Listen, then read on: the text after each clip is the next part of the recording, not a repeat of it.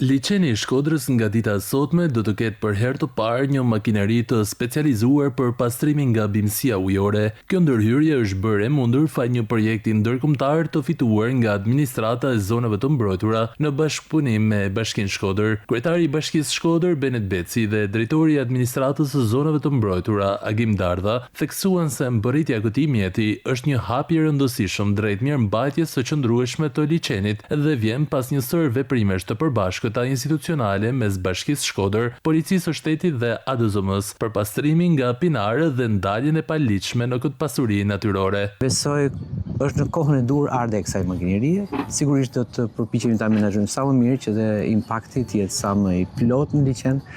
Unë mendoj që ndërhyrje të tilla sigurisht mund të thoni të vonuara, por në një sens mendoj që janë të domosdoshme tani në kuadrin e gjithë ndërhyrjeve që bëhet, e gjithë transformimit të Bashkisë Shkodrës dhe kalimit në një nivel të standardeve të tjera për mënyrën e menaxhimit edhe të infrastrukturës që ka sot jo vetëm liçeni, por gjithë bashkia. Kjo është një pajisje domosdoshme për që të kemi një turizëm sa më të qëndrueshëm në liçenin e Shkodrës dhe të kemi një pastërti duke mbrojtur edhe natyrën njëkohësisht. Liçeni i Shkodrës, më i madhi në Ballkan, po fiton gjithnjë më shumë vëmendje në institucioneve, me synimin për ta shndërruar në një pol zhvillimi turistik dhe ekonomik për qytetin dhe gjithë rajonin.